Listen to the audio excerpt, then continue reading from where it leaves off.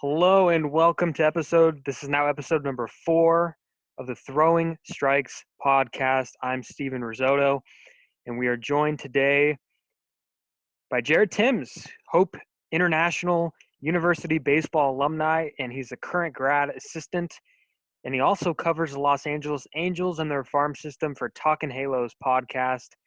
Jared, what's up, man? How you doing? I'm not doing too bad. I got to say something. I'm kind of disappointed it took 4 episodes to get me on, but no, I'm excited. I want to talk some baseball. I love it. Let's get it going. So there's no baseball happening right now, as you know, obviously. No sports, no fun. So what are you doing right now to pass time through this quarantine? I know that there's a lot of new hobbies that people have come up with. So what is Jared Timms doing right now to pass some time? I'm trying to learn as much as I can. I'm on Baseball Savant as much as possible. I love that site. I don't know, if you're listening, go on Baseball Savant, learn as much as you can from that. I love it. I'm a big fisherman too. I love fishing. So it's kind of a river in my backyard. It's a riverbed, but there's water in it. And if I walk down a mile or so, there's some fish. I'm trying to catch fish. So it's tough to get out, but there's not a lot of people back there. And, it's better than nothing, but baseball wise, I'm just trying to learn as much as I can, so getting Rissotto certified tomorrow. I just want baseball, I'm trying to keep as much baseball in my life as I can. I agree with you. I want baseball too. So Major League Baseball recently proposed a plan to the Players Association about resuming this season and having divisions geographically and having a universal DH.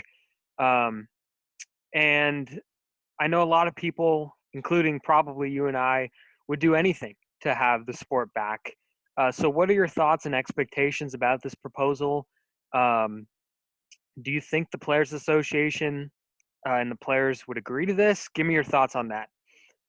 Yeah, it's tough. I like to take both sides, I want baseball to be back so badly, but you need to be, safe about it at this time, and you need to be, players and coaches and everybody have to have, the right mindset and the right, everything's got to be perfect. The stars have to align in a sense for us to get going. It feels like, we're on the right track, at least if we're talking about it. And obviously they're playing baseball in Korea and Taiwan and everything, but it's gotta be the right situation and everything, everything has to align correctly. And rule wise, we may have to have a year of rules that are just going to kind of be so in a sense, we might be working with slow pitch softball here. I don't know if it's going to be technically a slow pitch softball, but it's going to be a little different, I think, this year. And, as much as we all want baseball back, it's just going to kind of, we're going to have to slowly ease our way back into it. As far as the DH rule goes, I'm fine with that as long as it's only this year and we don't see it anymore than that. But, we'll see. I think we're probably going to see some rules carry over next year. I don't know what, but we're just going to have to wait and see. And like I said, we all want baseball back, but it needs to happen the correct way. It can't happen the wrong way.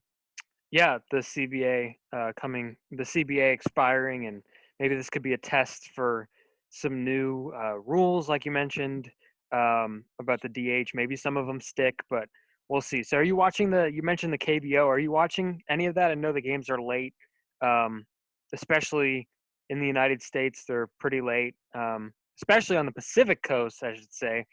So are you watching any of those? I know baseball Twitter's kind of going nuts about them, about KBO. They're picking out teams left and right. So are you watching any of it? I've been trying to keep as much in as I can. It's tough to watch a game that starts at 2:30 in the morning, but ESPN does replay them. So I've been trying my best to, watch them through replays as best as I can and not watch, see any scores or anything. Because if there's a score, then I kind of get bored with it. But if there's replay, I'll definitely turn it on, flip it on and watch it. If, we get some 10 o'clock games or even the 1 o'clock games, I'll try to watch the 1 o'clock game. 10 o'clock games, I'll definitely step forward and watch those as best I can. Because, it's baseball. And even if it is technically in a sense like AA or AAA, it's, like I said, it's better than nothing. And, there's some interesting players. It's a fun league to watch. I'm enjoying it. The pitchers kind of talk to the umpires, the bat flips, which everybody's been talking about. And it's interesting to see empty stadiums, but, we're probably gonna have to get used to that for a little while, and I don't mind it, but other than that, I love it. I think like I said, it's baseball, and it's an interesting type of baseball. It's a different world, and I'll go off on a little bit of a different tangent, but I went down to the World Baseball Classic down in San Diego, where I saw Dominican Republic and Venezuela. And this is what it kind of reminds me of. It's just a different atmosphere, a different vibe. Everybody, obviously there's nobody in the stands, but everybody cheers and goes crazy for those games. And it's different than American baseball. We don't see everybody sit back and, it's not just standing up with 2 outs in the 9th inning. In Korea, it's standing up during the whole game, and we hear the cheering and we see replays of old games and such like that in Korea. And it's tough to see nobody, but like I said, baseball is baseball, and it's a fantastic league, and I'm really enjoying it. I like it a lot. Yeah, I've also been. I agree with you, because I've been to a WBC game of my own back in 2013. When was it? I think it was Puerto Rico, and they took on Dominican Republic at Oracle Park in San Francisco, and you had people coming in with drums, and it was just an awesome atmosphere. So let's talk some Angels real quick, Jared. Coming off a 72-90 season in 2019, Brad Ausmus was out after a year. Joe Madden is back. Anthony Rendon's been brought back on a pretty big free agent deal. It went hard after Garrett Cole. They missed. So before the pandemic, what were some expectations about this team entering into 2020? It was everywhere. It was, some people had them as a 500 team. Some people had them winning 100 games. And that's kind of where I was too. It's like, you could totally see them being a 500 team, and just being middle of the road, kind of how they've been the past 5 years. Or you could see them popping off and win 100 games. It's interesting. It's an interesting division for sure. We have Houston, who's, that we don't know what they're going to do. I mean, before all this happened, before the pandemic, and we weren't too sure where they were mentally. That was my big question mark. It was, where's Houston going to go? And then Texas made a few key additions. You can never doubt Oakland, because for some reason they're always in the mix. I don't know how, but Billy Beane seems to do it. And Seattle's interesting up there. They're going to be good in a couple of years. But, back to the Angels, it was, it could have been gone any way. I think I had them winning about 86 to 88 games this year. Obviously, we probably won't see that. But, I actually haven't done the calculations for an 82 game season. I'd guess 55 wins is probably pretty good. Honestly, with 82 games, it's going to be really interesting to see projections and everything, and see, how many games it'll be to win a division, or however it works, win a wild card. I don't know. However those rules work, we'll see. But yeah, moving forward, it'll be. I like the Angels. I like their chances. I like what they've done, and I think there is still a pitcher or two away from really being a World Series contender. But when you look at the offense, I mean, you get Shohei Ohtani, Mike Trout, and Anthony Rendon, probably 2, 3, 4 in the lineup, and possibly Joe Adell wherever he slides in. It's a very interesting combination of guys there. Yeah, that's probably one of the best triplets in a lineup in baseball, I'd assume. So you get to see one of those members in that group there. Mike Trout, you get to see him play every day in, day out, front row seat. And if his career ended tomorrow, I don't think there's any doubt that he'd be in the Hall of Fame, and probably even be in the conversation among the best to ever play. So what is that experience like for you to see Trout blossom like he has? And how's it like watching him every single day? Must be special. It's incredible. It's just an honor, honestly. Like, as I think that most people don't really understand still what we're watching. Like, it's like, oh, it's Mike Trout. He's just going to do this year in and year out. But I mean, man, you look at his stats this first 8-9 years of his career, and you put him up against the greats. I mean, whether it's Ruth or Mays or Mantle, or even, Barry Bonds, or, anybody like that. It's incredible. Like, I have this conversation with, I think who Brent McGuire is. We talk about this every day almost, and it's like, man, he seems to do something different every single day of the season, and it's incredible. It's like, wow, Trout hit that ball 450 feet. And that's just become the norm in a sense, is watching Mike Trout be amazing. It's almost like a verb. Mike Trout, you've been Mike Trouted almost. It's special to see it, and he's incredible. And I can't imagine a lesser Trout. Obviously, we'll see a decline here fairly soon, but I don't even know what a decline looks like. A 6-win player at the age of 35 is still unbelievable. Still an all-star. Speaking of wins, he's already got 72.8 baseball reference WAR, which is, there's guys in the Hall of Fame with about that number. So yeah, like you mentioned, it is pretty special. So same thing with Shohei Ohtani. So he played in limited games in 2019 and ultimately underwent Tommy John surgery. How excited are you to see him again every day in that lineup and in that rotation? I don't know what I'm more excited to see, him in the lineup or him in the rotation. It's incredible both ways you go. And you have a guy that can hit a ball 500 feet, in batting practice. And you look at how the ball comes off his bat, and it's stupid. It's crazy how hard it comes off, and he runs fast. I think MLB.com came out with some today, and he had the top 10 fastest home plate to first base times in baseball. And then you can put him on the mound, and he's, 97 to 99 with disgusting splitter, disgusting slider, and he bloops in a 65-mile-an-hour curveball every once in a while. And it's like, I've never seen hitters so baffled at the plate. You could have a scouting report for him and kind of know what he's throwing and still not really have a chance. Like, I was able to go back and watch him pitch against the A's, that incredible start where he was almost perfect through 7 innings, and he was insane. And he's pumping 95 to 99 miles an hour, dropping in a split finger that's moving probably 30, 40 inches, the slider that moves away from a righty. The A's just didn't look right. So, Shohei Ohtani is absolutely amazing. And again, it's somebody that I don't think Angels fans are going to really appreciate until he's, not Shohei Ohtani anymore. So last year, like we said, was kind of a rough one for the Angels record-wise. They also literally lost a member of their team. Pitcher Tyler Skaggs passed away in July. I remember where I was. I was actually in San Diego at the time. The Giants were playing the Padres in San Diego, so we took a road trip there. And I was shocked when I saw the news. I think everybody else was shocked. So where were you when you heard this news, and how much do you think that affected the club moving forward? Yeah, I was actually coaching at UCI, doing some kids camps during that time, and had my phone in my pocket, and it was just like constant buzz, and I was like, the Angels must have did something. I don't know. They might have gone out and made a trade or something like that. And I get on, and I get a text from my girlfriend, just Skaggs died. I was like, what? Like, come on, like, don't mess with him. Don't mess. And I had to get on Twitter real quick, scroll through, and it was just Tyler Skaggs. And I was like, oh, I at the time, like, in front of all the kids, we probably had about 60, 70 kids there. And, you got to kind of keep your composure for a little bit and be like, all right, let's just keep the day going. But as I was on my way to my next job, because I worked 2 jobs during the summer, I turned on down here in Anaheim. We go AM 830. Roger Lodge does, pregame and such like that with Trent Rush.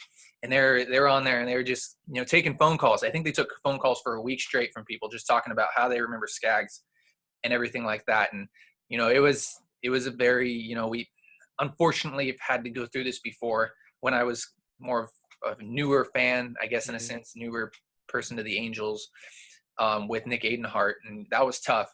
But, being older and really understanding it and kind of being around this team so much, it's a tough thing to go through. It really, really is. And it was, I'd be lying to you if I said I didn't cry. It was, it was horrible. And the way that it affected the team, I don't think we really saw it on the field until they came back home. And the no-hitter was absolutely incredible. I was at that game. Absolutely one of the most incredible games I've ever seen in my life. Like, you could just feel it walking in to the stadium that day. You were like, man, something special is going to happen. It just felt right. Like something was going to happen. And, you get going in the game, and it was just an incredible game. But I don't know, on the field, I don't know how much it really affected the team, minus losing a starting pitcher, unfortunately. But in the clubhouse, I think it had a huge toll on the guys, walking into the clubhouse every day and still seeing all of his stuff there. I can't think of who sits next to him or anything like that. I think Andrew Heaney sits next to him in the clubhouse, and they were really good friends, best friends almost. And, it 100% took a toll on this team. I don't know how much of a toll on the field it took, but definitely in the clubhouse, because he was a leader on this ball club, and he'll always be missed. It's tough to look at how this team would have been this year if it didn't happen. And how, if with Skaggs, are you a contender? What are you able to do with it? Are you able to go out and make a trade? And the what ifs in a sense with this season, but yeah, it was just you never want to go through something like this, but going through it basically twice, and then obviously there's been other players that they've lost. Whether it was Trout's brother-in-law down the minor leagues, or Luis Valbuena, who wasn't with the Angels at the time. It's just kind of been a rough, I guess, 10, 15 years for the Angels when it comes to all that stuff. So, it's, I don't want to say it's really become the Halo way, but, just disappointment's kind of been that route that this team has taken. And it's been unfortunate, but, you just got to keep pushing. Exactly the times that we're in right now, you just keep pushing, and, we'll see what happens. I think they're really close to being a contender. So I mentioned before that you cover the Angels in their farm system as well. So explain your role when it comes to breaking down the future talent coming through the pipeline for the Halos. Explain what you do to some of the listeners out there. Yeah, I've kind of been, around a little bit with when it comes to writing, in a sense. I've never really stuck somewhere for a while. I was with Diamond Digest for a bit. Personally, I'm not a huge writer. I never was a big English guy in school. I wasn't a big writer. I know it's a great way to get your name out there and everything, but I love the podcast way, and I love, doing, anything minor leagues. I think the way to get, where you're going is, and understand it, is through the minor leagues, especially with baseball. And, yeah, it's a lot of fun to do it.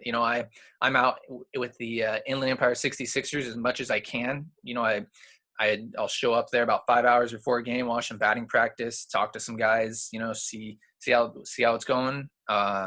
And then, really, instead of reporting, I kind of like to take the way of a scout. I like to sit down with the scouts, get some radar readings, see kind of what they have to say. And that's honestly really the best way to learn, is just kind of sit and watch a game and see who they like. And I mean, the more eyes you can get on a game, the better.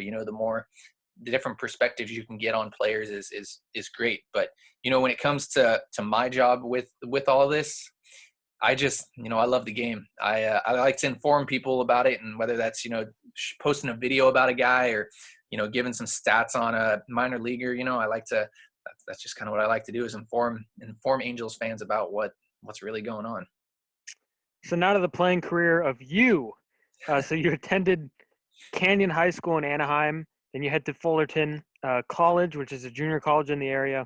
How misunderstood is going through the JUCO route? Because I know a lot of people are so starstruck by the big lights and the four-year colleges and the big name schools. How misunderstood is the JUCO route? It's totally misunderstood. I played there for a year, so I didn't get, I actually redshirted for a year, so I didn't really even play that much. I was there for a year though, and it was great. It's a different atmosphere. It's almost like, in a sense, like a summer ball atmosphere. If any college guys are listening to that, it was a lot of fun, and coming from Canyon, if I can bring it back a little bit, I got cut from Canyon. So it was just kind of one of those things where I love the game so much. I just kept playing, and I found myself super, super lucky to have an opportunity at Fullerton, and going on to another school, and then finally finding my way at Hope. But the JUCO route, man, that's if you can go that way, don't be ashamed to go in that way, because at our school right now, where I'm at Hope, we look for a lot of JUCO guys. That's a route that a lot of colleges take. So, looking at, going to a JUCO is not a bad thing at all in any way. If you're good enough and you think you can play there, that's it. And especially in California, where there's so much talent, and especially down here in SoCal, I think that JUCOs, it's probably the best JUCO system in the United States, unless you're looking at, I know Texas has some good ones, and they get some guys that get drafted out of there every year. I think it's San Juanito, I think is what it's called. They get a couple guys out of there every year. But yeah, it's a great way to go. Don't bump yourself down if you're not getting D1 or D2 or D3 offers or NAIA offers from anybody. Don't be ashamed to go into a junior college. It's not a bad route. So was there a big switch from high school to college in terms of talent? Like I said, I didn't play too much in high school. I Mm. played my route that I took in high school was my freshman year. I got cut my sophomore year, and I started playing adult league, Sunday league right away. So I was a 15-year-old playing with 30-year-olds, basically. Not a lot of structure that way, but it was what it was. I was able to get my innings in. I was able to hit a little bit, and it wasn't a bad thing. When it comes to it, it really depends on where you're playing, to be honest. It's always going to be a big jump from going to high school to college because you're still growing so much. You're going to see harder pitching, whether even if it's at like, if you're going to a D1 level, you're definitely going to see harder pitching, or down to the NAI level or the JUCO level, you're going to still see good pitching. It's going to still be 85 to 95 wherever you're going. It's one of those things, and you're still going to get good hitters that possibly get drafted, and you're always going to see the scouts and everything like that. So the jump, yes, it's a big jump, and it's more of a growing standpoint. The more you can get in the gym, the bigger you can get, the better, harder throwing you can get, the more long toss you can get in. That's always a great route to go. But you don't need to always throw hard or hit far to make it to the next level, if that makes sense. So I don't know if this is the same thing that you were just talking about, but you played for a collegiate summer team called the East LA Dodgers. So how was that experience? Fantastic. Actually, I applaud you for doing your research here on this. I did do my Man, research. yes, East LA Dodgers. I loved it. I played there. I played summer ball from when I graduated high school up until, let's see, last year I finished playing because I took a couple years off. Like, I guess I kind of took a couple years off college in between Fullerton and Hope. But yeah, I love summer ball, man. Summer ball is so much fun. You just kind of, it's a very relaxed atmosphere. The coaches don't really care too much. Exactly. You just kind of get out there and you just kind of do your thing. You work on your stuff. If you want to work on, like myself, I was a pitcher. If I wanted to work on a new pitch, that was what I was working on all summer, was that new pitch. It's a good place where you can go, and the stats don't really matter. I mean, there's all-star games in places for sure. Like I think I made the all-star team 5 or 6 times in a row, just because it was there and the coach sent me. But yeah, it was summer ball is a fantastic opportunity no matter where you go. I mean, we at Hope, we send guys back. I mean, we've had, I think, 1 or 2 guys go to the Cape, all the way to, we send guys to Canada. We send guys back to Virginia. I mean, if you can go somewhere, travel, 100% do it. Those are the best times. That's great memories that you can make. Summer ball, I still have friends from a lot of the summer ball teams that I played on, because the team's changing up every year. But yeah, I still have a lot of friends, and and players that come in, you make a lot of friends that way too, across the country. So you're obviously you're an Angel guy. You cover the Angels. Um, I'm sure you grew up an Angel fan. So was it strange wearing a Dodger uniform at all? That was the first thing that like happened when when I signed with the team, I guess is what you can kind of say. Yeah, I still have my Dodger hat up there because I will wear it from time to time, and my brother plays on the team, so I'll go and help coach every once in a while. But yeah, it's weird. I'm not gonna lie. Like I've tried. Me and our head coach, his name's Leo. He who runs the team. I always messed around with him. I was like, hey, you ever thought about wearing red jerseys or changing the team to maybe like the East LA Angels? We can still wear blue, but I always tried to pick an Angel number, whether it's 27. I think I still have my 27 jersey, or I think I wore 36 for a while, or, whatever Angel number I could get, I would do. So let's talk pitching real quick. You were a pitcher, and obviously you teach pitching now. So there's a lot of variables that go into it, and a lot of it has to do with context. So what are some of your personal keys to pitching, and some that you would give out to maybe a younger pitcher? Yeah, I mean, starting with the younger pitcher, the reason that I got cut, well, I put air quotes, was because I didn't throw enough strikes. When I got cut, I walked like 3 guys. I don't know. That's the reason why. So I always focused on throwing as many strikes as I could, even if I had to take a little bit off of it to throw strikes. So when I got into college, even my last couple of years, I wasn't throwing hard, maybe 80 to 83, maybe at most. And that's when I started switching up my arm angles. But I threw that hard mainly because I wanted to find my spots. And if I could throw strikes and get guys out, with less pitches and be more economical, that was going to be the key to my success. And I knew that right away. So the more strikes that I could throw with, any of my pitches, the better I could get. Even if, like I said, even if my pitches kind of flattened out a little bit, I knew that I could throw strikes with all 4 of my pitches. And that was a huge, huge key to going all the way to when I stopped playing last year. So and that's what my coach kind of, even in college, prided me on, was like, you throw a lot of strikes. But that also comes, as a negative too. You need to be able to learn how to control the outside, of the zones as well. You got to learn how to throw your slider away, or throw your fastball in, or throw your fastball away. So it's throwing a lot of strikes is good, but don't throw too many strikes. That was the key to my success. And then another thing that I learned that I love to do, and I wish I would have learned a lot sooner in my career, because I think it would have helped me out, was being like Marcus Stroman, changing up the looks. I would kind of in my set with nobody on, come set and hold for as long as I could, or come up, hold with my foot, up in the air, maybe dangle a little bit and then drop down sidearm. I wish I would have learned that so much earlier in my career, because my last year I learned it, and it was a lot of fun. Like, I love messing with hitters. Like, just, they would step out and be like, "What are you doing?" It's like, well, that was a strike. You should have hung in there. And I hope a lot more major leaguers do that, because I love watching that. I love seeing the timing get messed up.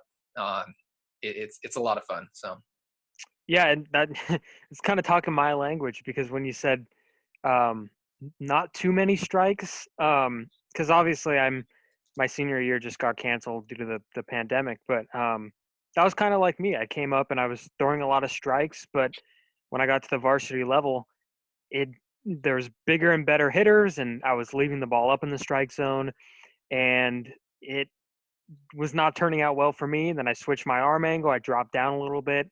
I would switch off. I would quick pitch from time to time. And still to this day, when we practice it in the bullpen, I have such a hard time with the extended fastball, because like, you're just so used to aiming, throwing strikes. And I think one thing that me personally, I would tell young pitchers is that don't leave the ball up, because that's one of the big ones for me. And I know there's some guys that are low ball hitters, and you cross that bridge when you get there. But I don't throw hard at all. And when I mean don't throw hard, I mean like high 60s. So it's nothing. But I still figure out ways to get outs, because, like you said, walking too many people, I think people just try to do too much, and that's when you're going to start seeing more of the walks, and it's just exhausting. yeah. So I'll do this too. Mhm. I would rather give up a solo home run, than walk somebody. 100%. Exactly, I would 100%. totally, like, a home run gets everybody kind of, it is what it is. He runs around the bases. But if I walk somebody, then I got to work out of the stretch, and then I have to hold it. And my whole rhythm is now out of sync. And I got to worry about him stealing, and, how quickly do I got to get to home plate? Is my catcher going to be able to throw him out? Everything starts going through my mind, and I hated that. Once he got to second, I was kind of, in a sense, okay with that, because then I was able to look him back and all that fun stuff. But I would totally rather give up a solo home run than give up a walk any day of the week. And I also think that a 1-pitch flyout is way better than a 6-pitch strikeout, just because it adds up to maybe an extra inning further into the game. So confidence is also an important key on the mound. And I know you work with young pitchers. So is that something you preach to them, is confidence and mentality stuff? Yes, you need to keep your composure. I'm a composure guy. If I see a guy really getting upset on the mound, I'll, take some time, go out there and talk to him. I hate that. That's my thing. Or, if it's, so at the college level, I coach 2 different. We have a younger team that's kind of our, feeder team, building up guys in a sense. And we have our older guys. The younger guys I have full control over, just because our head coach, he's the pitching guru. I take from him, I learn from him still. I'm able to work with those guys, but he is the final decision maker. He's the manager. He's the guy. Down with the JV guys, I can go out there and talk to him whenever I want. But a lot of times on that varsity level, on the big level, of our team, I'll kind of sit back. And if I see something, I'll kind of go over there and be like, hey, maybe let's keep the composure a little bit better, and then let's calm guys down. And that's kind of my goal on the higher level team is to, hey, let's keep the composure here. Let's make sure we have a high level of excitement and everything like that, because that's huge, and a lot of guys feed off that. A lot of guys are very emotional on the mound, and that's something you can't take away. And I guess in a sense it varies for everybody, and that's the answer. Not a very good answer that it varies for everybody, but that's kind of what you have to learn as a coach, is that not one thing is going to work for your whole team. And that's something you got to that was a huge thing that I learned this year. Is I thought that we were going to go in and everybody, we're all going to make these cookie cutter pitchers that are all the same, and that's going to work perfectly. And that doesn't work. Everybody works at a different level. Everybody works at a different pace. Everybody works different pitching. So yes, going back to your thing, confidence and everything is huge, and keeping your emotion and keeping everything cool is huge, but it works differently for everybody. Some guys aren't confident guys and they need it, and some guys are overly confident and you have to push them down a little bit, if that makes sense. Yeah, so pretty much I see what you're saying. Like, some guys need a pat on the back, and other guys need a kick in the back. So it just kind of depends on the individual. Also, back to you real quick. Give me a scouting report of you on the mound. What did you throw? What kind of pitcher were you? Let's give a scouting report on Jared Timms. Let's hear it. Let's go. I'll go my last year. I was, probably 79 to 82. I guess maybe every once in a while I'll bump it up a little higher, but it wasn't really in the plans. Like I said, my last year I learned a lot. I learned how to cut my fastball, so I could throw a cutter. I could throw my fastball with basically the same spin and sink it, which was I love to be able to do that. I had a slider, which again I could do multiple things with. I could flatten it out and make it into, in a sense, a gyro ball, and have a little bit more depth, or I could really curve it around in a sense and put a little bit more spin efficiency on it and really make it into, I guess if you guys know who he is, a Chaz Rowe type of slider, where I would start it at the hip and it would go super far away. And I love being able to do that one. I also had a changeup that I worked with, circle change that went, away. And I was able, the key to my success was being able to throw those pitches at every arm angle. So I would throw it at 3/4, I would start with, I guess, a low 3/4, or I could throw them all from sidearm, or I could throw them all from submarine, which it just kind of varied. Whatever I felt like throwing to that guy, I felt bad for my catcher, because I would just kind of, all right, we're going with it. This changeup might, move a lot more at a 5 o'clock than my normal changeup would, but we're going with it here. So I apologize for that. But yeah, like I said, I wasn't overly, I didn't have a super powerful fastball. I was able to spot everything up. And I think I only had maybe 2 walks all year. I think I threw maybe 15 innings. So yeah, that was the key to my success. And like I said before, I was a huge believer in the Marcus Stroman. I would change up my timings and looks, and it was a lot of fun. So kind of based off the Marcus Stroman and Chaz Rowe, who you mentioned, who has a dirty slider. So who were some of the pitchers that you looked up to? Who are some of the pitchers you look up to today, maybe in terms of telling your pitchers, hey, look at what this guy does? I asked this to the person who I had on last, Matthew McGilliot, and he said that he likes watching Trevor Bauer. He likes watching Luis Castillo. So I was wondering if you kind of have any of those favorites. Yeah, growing up, I'll kind of go a little old school here. I was a big Roger Clemens guy, Pedro Martinez guy. I first started kind of throwing like Roger Clemens. I loved the way he threw. I think that my arm angle worked best with that.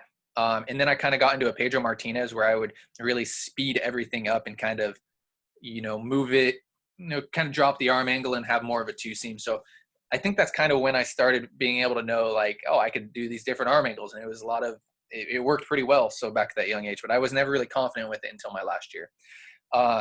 Jared Weaver was a huge guy. I loved watching him throw the changeup. He had a great changeup.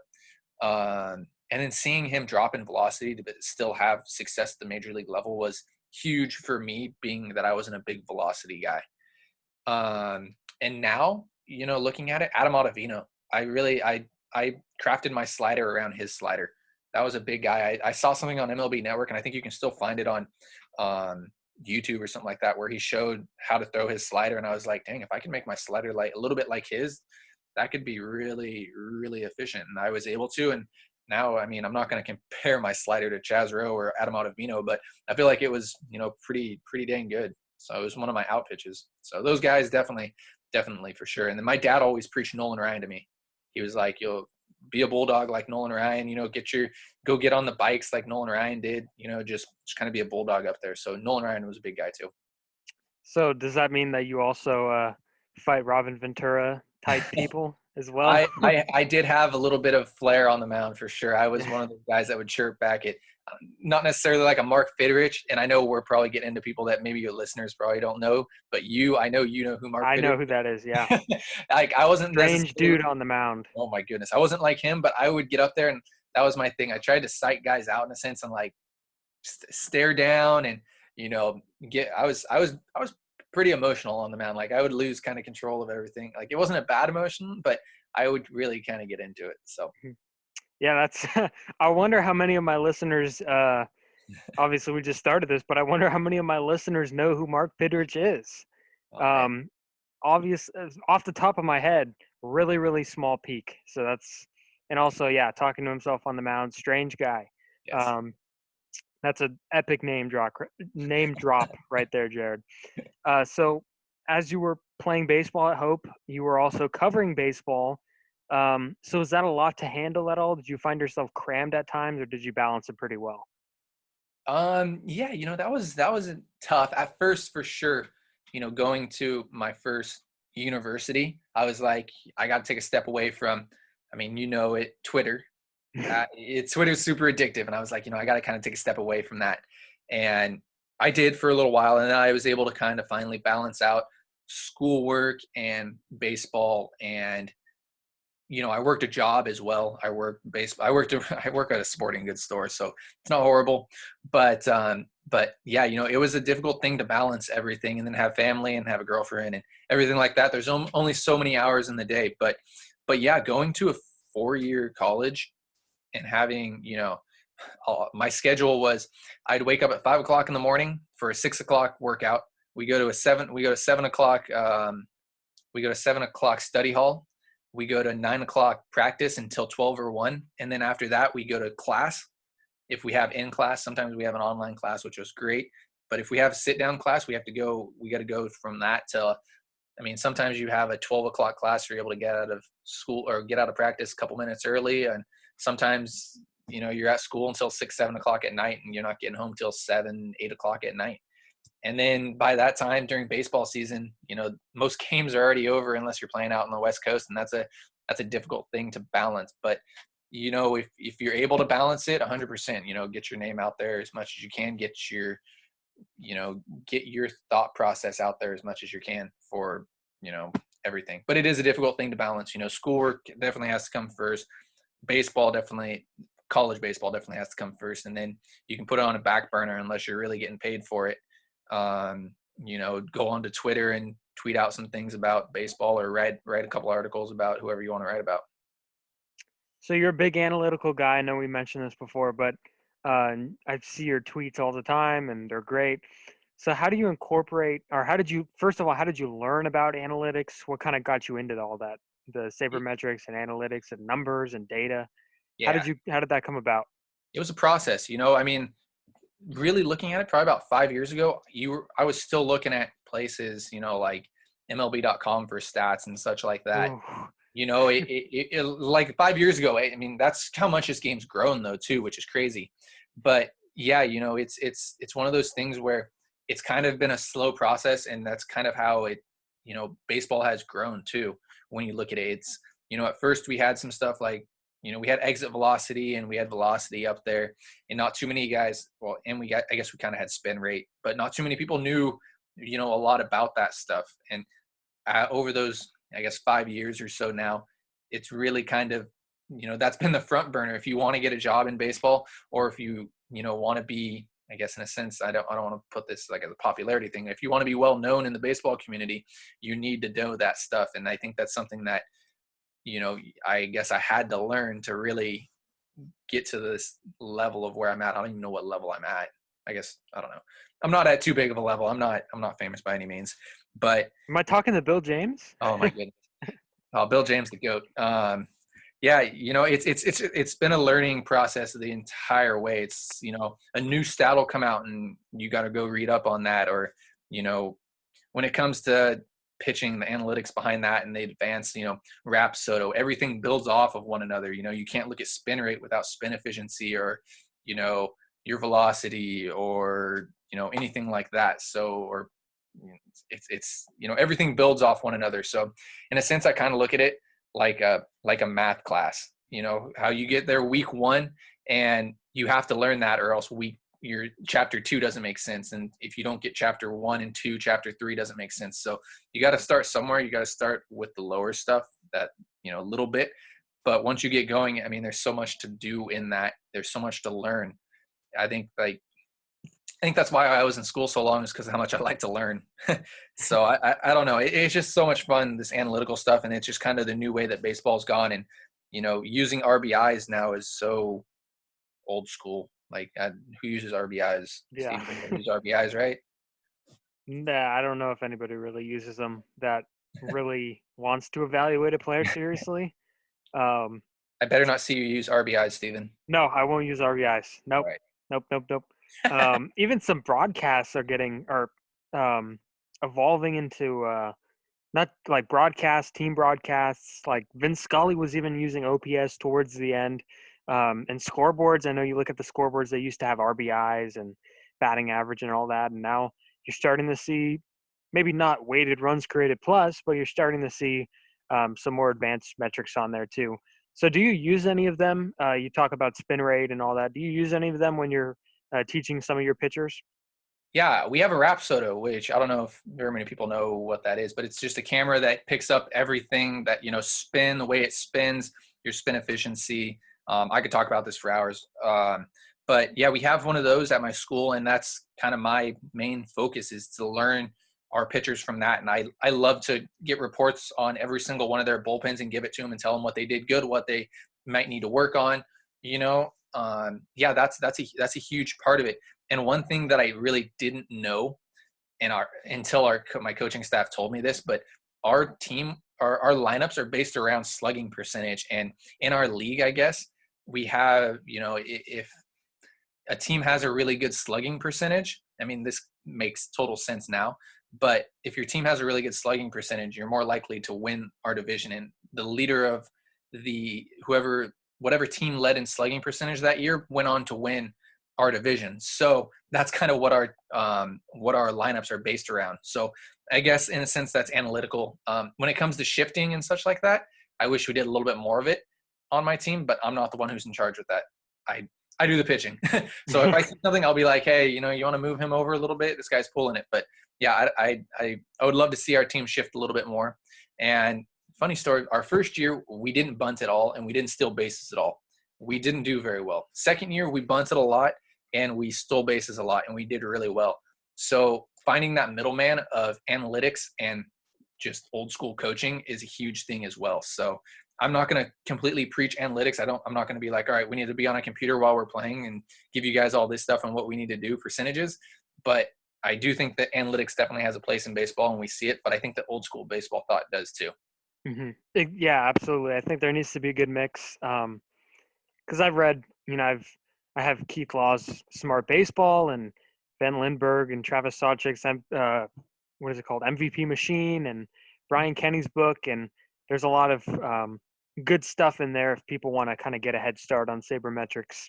Because honestly, down the road, it's just going to keep evolving, and I would recommend, and I'm sure Jared does too, to read up on that if you want to continue to grow as a baseball fan. Because I think the time where the time to be open mind is right now. Because we're looking at all these older fans and maybe some casual fans too, who just dismiss it right off the bat, and no pun intended.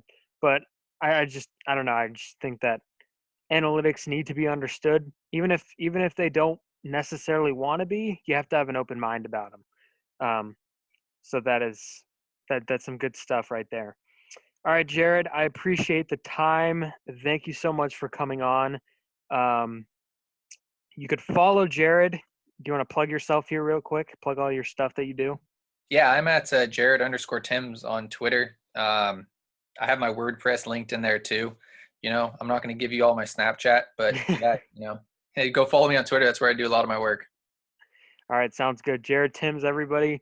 Remember the name, future person sitting next to Ken Rosenthal in a big league press box. Maybe even we will see him as a part of a big league front office, part of a big league coaching staff. There's no limit right now for Jared Tims. So thank you for coming on, Jared. Awesome. Thank you so much, Stephen. I appreciate it. And I hope to come on again with you. I love talking it. Absolutely. So you could follow us on Twitter at Strikes Podcast on Twitter. And on Instagram, we are Throwing Strikes Podcast. So you could get all of our information there. All right, signing off for today. I'm Steven Rissotto. You can follow me at Steven Rissotto, Steven with a V, Rissotto. And have a good one, and we'll be back soon.